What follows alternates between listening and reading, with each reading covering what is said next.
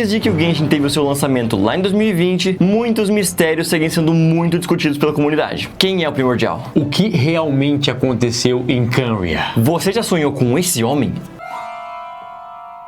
Mas um desses grandes mistérios que assombram os jogadores é a identidade da Paimon. Ela sempre tá ali sendo a nossa comida de emergência, mas a gente nunca consegue descobrir muito bem qual a origem dela. Então, afinal, quem é a Paimon? Será que a gente realmente pode confiar nela? Ou será que tem um segredo sombrio por trás de tudo isso? Eu sou o Vitor. Eu sou o Nilson. E você tá no Túmulo do Lobo. Então não se esquece de se inscrever aqui no canal para você conseguir acompanhar muitos mais conteúdos como esse aqui. Também não se esqueça de curtir esse vídeo e de entrar lá no nosso Discord. Então, bora pro vídeo.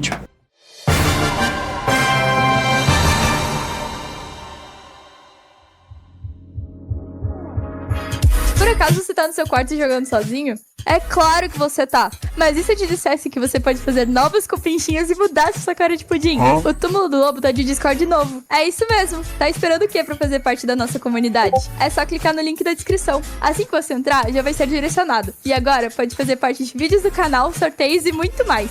Além de, claro, receber nossos vídeos fresquinhos. Então a gente se vê por lá. Bom, durante o passar dos anos, a Paimon, como vocês já sabem, sempre foi alvo de especulação, já que as informações que a gente tem sobre ela são muito escassas. Pois é, desde o início do jogo fica muito claro que nem de longe a Paimon se trata de um NPC genérico, e quanto mais a gente olha para ela, mais a gente pensa que ela pode ter ligações com os princípios celestiais e mesmo com Celestia. Isso por conta da semelhança visual que a Paimon tem com os elementos que a gente tem de Celestia até agora. O design usado para as duas é bem semelhante, e a gente já entra mais nisso. Mas fato é que por essa ligação óbvia, a Paimon já entrou em várias teorias como sendo o próprio Primordial, as Três Luas e aí por diante. Mas a teoria do momento seria de que nada mais, nada menos a Paimon seria a Asmodei, a sombra do Primordial e regente do espaço. Isso mesmo. Recentemente a comunidade trouxe a ideia de que a Paimon poderia ser a Asmodei, já que de acordo com as sombras, a Asmodei está desaparecida há um bom tempo e tem a chance dela ter encontrado um novo mestre que ela possivelmente ama mais do que ela mesma. Então essa descrição se encaixa perfeitamente com o Aether sendo então o novo mestre da Paimon, já que a Paimon já teria arriscado a vida várias vezes pelo Aether e então amaria a ele mais do que a si mesma. Sem contar a questão da aparência também, como a gente já mencionou aqui. Muitas pessoas interpretaram isso como uma prova de que Asmodei seria ninguém menos do que a Paimon, mas será mesmo? Será mesmo? Contra essa teoria temos o fato de o Aether e a Paimon terem encontrado com a Ronova durante a reunião com a Mavuika em Natlan. Afinal, se a Paimon realmente fosse a Asmodei, por que então no teaser as sombras ficariam especulando qual seria o paradeiro da Asmodei, sendo que eles já teriam se encontrado naquele momento? A Ronova simplesmente saberia a localização da Asmodei e comunicaria as outras sombras, mas claramente não foi isso que aconteceu. Fora isso, os nomes desses personagens têm origens diferentes. Asmodei vindo de Asmodeus, como a gente já viu aqui no canal, e Paimon vindo do Rei Paimon, o demônio mais leal a Lúcifer. E temos fortes indícios de que o Aether não poderia ser esse novo mestre nessa discussão em questão. Isso porque na cena de abertura, os gêmeos são impedidos de sair de Teyvat durante o cataclisma de Khaenri'ah pela própria Asmodei. Mas um detalhe nessa cena que chama muito a atenção hoje em dia quando a gente volta a assistir são os cubos vermelhos, aparentemente corrompidos, subindo pelo braço da Asmodei, já que hoje a gente sabe que a cor vermelha está bem associada com o caos ou com o poder abissal. Em uma cena do teaser God's Limits, a Rindora observou que a vida dentro de um dos cubos da Asmodei tinha sido corrompida pelo poder do regente do espaço, o que implica que o poder dela está corrompendo ou desestabilizando a vida dentro dos cubos, o que leva a gente a pensar que provavelmente o que está fazendo isso é o poder do abismo, que corrompe tudo que toca. 500 anos atrás, lá no cataclisma de Khaenri'ah, a Ronova foi enviada para amaldiçoar todos os Khaenri'anos puros com a imortalidade. E enquanto ela estava lá punindo as pessoas, a gente consegue ver os cubos da Asmodei de fundo como se estivessem selando alguma coisa. A gente já sabe muito bem o que aconteceu com os cidadãos de Khaenri'ah, mas nunca foi muito bem explicado, nunca foi falado como que os presentes naquele acontecimento conseguiram lidar com os possíveis monstros liberados pelo poder abissal. E se a Asmodei tivesse sido enviada para Khaenri'ah com esse propósito? Os princípios celestiais podem ter ordenado que a Asmodei fosse para lá para selar esses monstros cubos e impedir que eles chegassem à superfície. Mas, fazendo isso, ela estaria selando o poder do abismo dentro dos seus cubos e dentro do seu corpo, corrompendo ambos. E isso explicaria o porquê a vida dentro dos cubos está sendo corrompida. Ela mesma está corrompida. E isso também explicaria porque o Aether foi lançado em um sono de 500 anos repleto de pesadelos. Porque ele foi selado no cubo pela Asmodei, cubo esse que estava corrompido, e a gente sabe hoje que os pesadelos vêm do poder abissal.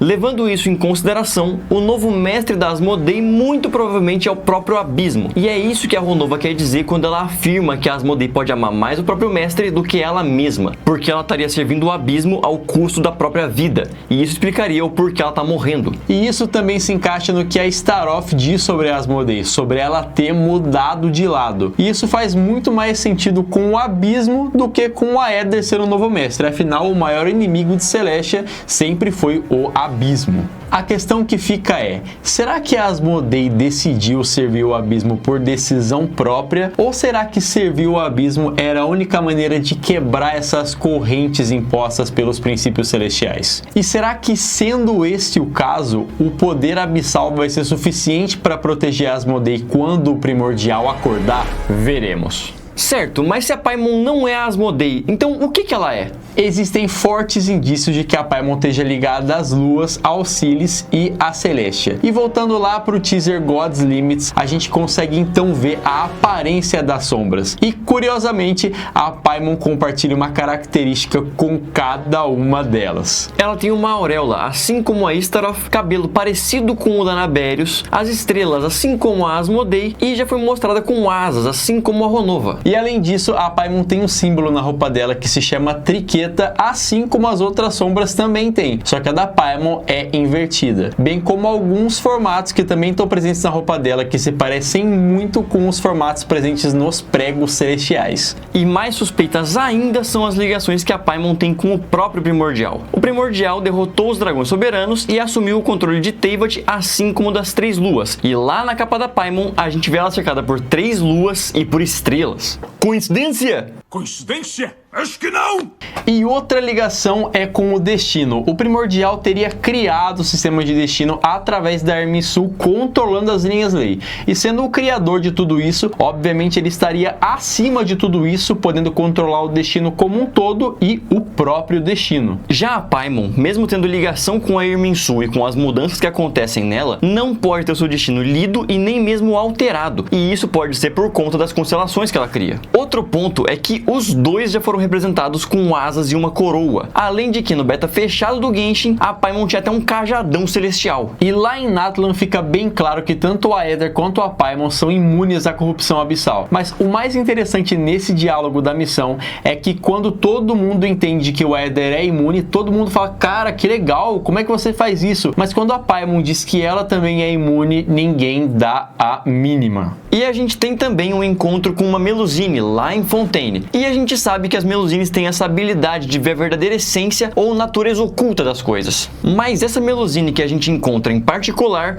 tem uma habilidade muito mais apurada que as outras. E vê que existe uma corda conectada à Paimon que leva até os céus, onde supostamente estaria a sua essência. Com tudo isso em mente, é bem improvável que a Paimon não esteja de alguma forma ligada ao Primordial. Mas talvez não como sendo ele próprio, e sim como sendo um fragmento, Nilson, do que ele já foi. Quando o Primordial criou a humanidade, Celestia e a Sombra se comunicavam abertamente com o povo, e enquanto eles eram felizes, ele também era feliz. Porém, invasores começaram a surgir de fora do firmamento, e eles trouxeram caos, guerras e doenças. E esses invasores também trouxeram ilusões que quebravam as correntes impostas pelo Primordial aos seus subordinados, o que fez com que vários desses se rebelassem. Tomado pelo medo desse avanço de ilusões e rupturas, o Primordial lançou os pregos celestiais com o pretexto de curar a Terra, assim devastando Teyvat e cortando completamente a comunicação com a humanidade. Um deus que antes era amoroso acabou se voltando contra a humanidade desobediente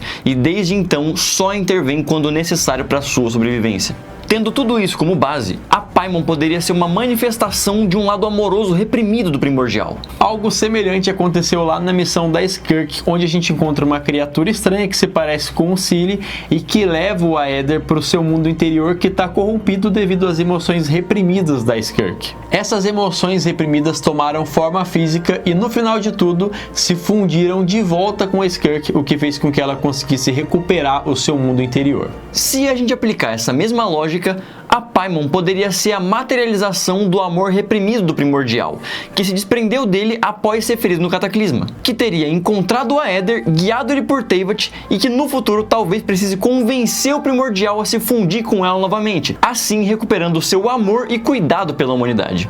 E isso também explicaria os e-mails que a gente recebe com a sigla Paimon no jogo. Alguns dos e-mails vêm diretamente da Paimon, a nossa parceira ali, mas alguns desses e-mails também vêm com uma sigla misteriosa que também é Paimon. Lá em Sumero a gente enfrenta o Azimun, mais conhecido como Algorithm of Semi-Transit Matrix of Overseer Network, criado pelo Rei Deshret e contendo parte da sua vontade.